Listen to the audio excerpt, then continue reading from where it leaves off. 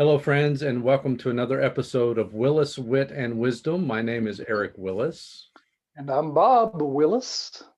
and together we try to answer or at least address issues and questions Mhm. surrounding life, loss, leadership, conflict, the things that face us on a day-to-day basis. Every day. Yep. And Mhm. today is no different. We're actually going to be talking about a topic um, that it would be important for parents to hear. Uh, if you're a grandparent, this would be great to provide to your kids. Um, but how can we help children grieve? And Mm. when children grieve, um, what does that look like? So, Dad, let's start the conversation with the fact that all of us have been children at some point. Yeah. Mhm. Big Yep. assumption, but yeah. Mhm. And so, Yep. what's your earliest memory of grief or loss, or how that came Mm. about in your life? Right. And I can remember about when I was about 10, 11 years old, had a classmate who died in an accident over the weekend. And the best I remember when I went back to school, it's like he just disappeared. Nobody talked about him. We didn't have anything structured to even address it. It's just like he just disappeared. And that's what I go back and realize that was wrong. And I'm glad that times have changed and they bring in counselors and allow people to talk about it. That's a healthy thing because kids grieve too, Mm. except kids don't know the words that the adults use, and so they mirror those adults around them. If the adults are, strong and not even talking about it, that's the way it's going to be for the kids. Mm. If the adults are open and talk about feelings, maybe even cry, then that's what the kid's going to mirror too, which is a very healthy way to do it, is to talk about feelings and emotions. So yeah, kids grieve too, and they mirror the adults around them. So we Yeah, can teach them. yeah. So they're watching us as we grieve, Absolutely. Yep. and kids tend to be a little bit more honest with their emotions than adults do. Yeah, right. They do not know the terminology that the adults use. They haven't read the books, so to speak, and Mhm. so they'll say things like, "I miss Grandpa." There's something real simple, and a little more honest. And we need to grasp that and just drawing close to them at that time. And I want to share an illustration that actually I experienced this when I'd been with hospice probably about 6 months. We had a gentleman who was on our service who had cancer, and unfortunately, he had a heart attack. And so it wasn't the cancer that took his life, the heart attack took Mhm. his life. So it was a sudden death. And I visited in the home a few weeks after the funeral. I remember in that home setting, in fact, I can picture it now with the man's wife and two grown daughters and a grown son and their mates. And so we were all adults and we were talking about this man's life, just laughing and crying because this man had a big life. And so I remember those stories. And the daughter-in-law said, "Bob, I've got a 4-year-old son." And he came to me and he said, "Where's Grandpa?" Because, Grandpa was alive and then heart attack Mhm. and he's gone.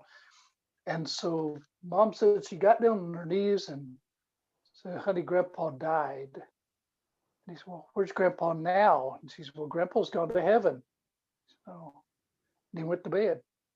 The next day, the family went out to the cemetery and drove up, and little boy got out of the car, and he was the first one up to the grave site, and there was flowers around there, and he looked at the flowers, and he turned around and says, "Mommy, is this heaven?"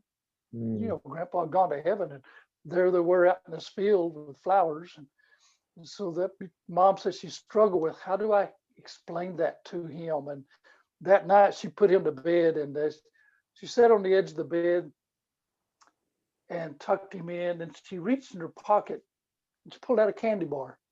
Just pulled out a candy bar and ripped it open, and she gave him some candy, and she took some candy. She said, "Let's talk about Grandpa. What do you remember about Grandpa?" And that boy remembered that Grandpa had been to the ball games with him, and he'd been to the zoo together, and Grandpa had fixed his toys, and they've been fishing together, just things he remembered doing with Grandpa. Mhm. And we finished the memories, and they finished the candy bar. Mom slid in bed beside that little boy and hugged him up real tight and said, "Honey, I want you to know that Grandpa's a lot like this candy bar because those good, delicious, enjoyable, wonderful things that you remember about Grandpa, that's a part of Grandpa that's gone to heaven. We can always talk about those things because they're with us. We can always talk about the good memories of Grandpa. Then she held up the wrapper. She said, "This is about Grandpa that we buried at the cemetery. It was just Grandpa's wrapper." The little boy understood. When you eat a candy bar, you throw away the wrapper. And when we're through with this life, they do something with the wrappers. They bury them or they burn them. They do something with the wrappers that's left behind. But the person that lives on the inside is the one that lives forever. The way I read the good book, Eric, we all get a new wrapper. In our presence with God, we get a new wrapper. Yeah. We leave the old one behind. We'll have it worn out, but to leave the old wrapper behind, and it's a new birth through Christ our Savior. Now, what I find in the lesson, Mom spent time with the boy, let him talk about feelings, and she listened and she held him and helped him understand that those memories are always going to be with you. We don't lose those. We lose the physical part, not the emotional part, not the spiritual part. And so we can help a child understand that there's the difference between the physical and the spiritual aspect of it, and the emotions are things we can talk about. That made a real impact on me when I heard that story. And in fact, I recall when she shared, I said, "Can I use that?" She said, "Sure." And I have for 30 years, maybe something. And right. Yeah, I remember you writing it up and mentioning it years ago. And it's a great reminder too for me every time I hear that story, that whenever I'm talking to anyone in grief, regardless of their age, I need to assess, first of all, kind of where they're at and what they're able to process, right, and to bring comfort to the level where they are. So for a kid, using terminology that a kid relates to. If they're a teenager, using terminology that relates to a teen. If they're a young adult, the same would be true. Senior adults, same would be true. So meet people where they are and their level of understanding in their grief. Right. And that, I feel like the candy wrapper is a good illustration. I did hear about one minister who used the illustration of a peanut. So the shell's left behind and nuts gone to heaven. So sometimes that might apply too. Yeah, that could apply depending on the person, I think. Yeah, I like the candy wrapper first. Yeah, I think I'll be sticking with the candy wrapper. So yeah. Well, it's fascinating because grief happens to all of us, but as children, it's nuanced because this is obviously a new experience. It's something for children. There's a first time for them to experience grief, and sometimes that involves not necessarily a human loss, exactly a pet loss, right? Relationship.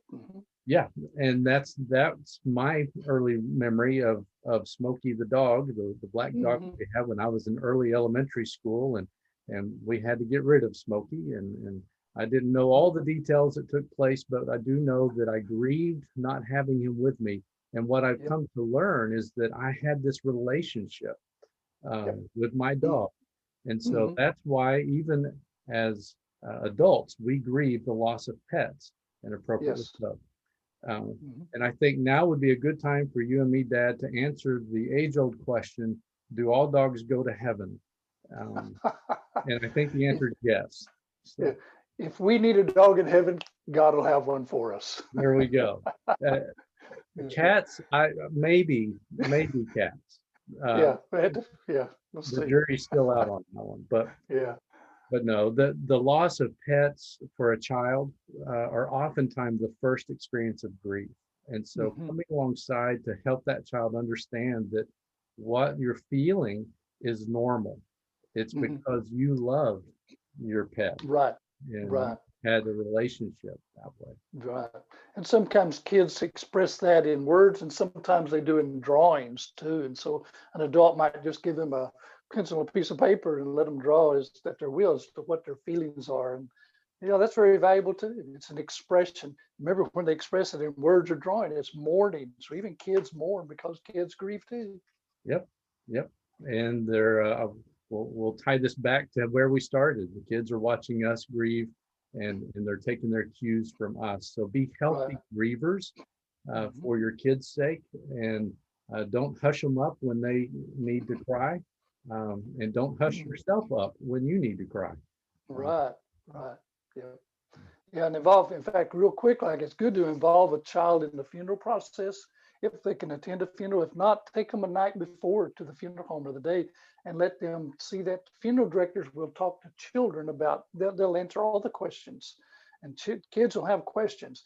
But yeah, just take it, just maybe two of you to go and give them that experience. Yeah, that's great advice. Great advice.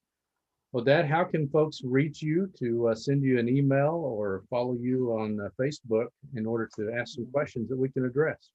Right. They can do me at rwillis14@cox.net. rwillis14@cox.net. That's my email. That's the best way to reach me. Facebook every morning. I'll have a morning moment. You can follow Bob Willis on Facebook, and I'll have this face, and I'll share something each morning about grief and loss and life. That's great. And you can find me at reclaimleadership.org. That website will give you access to my contact information, reclaimleadership.org. Well, Dad, it's great to see you. I love you. Have a great week. All right, let's do it. He love you too. And folks, thanks for joining us today. We'll talk to you next time.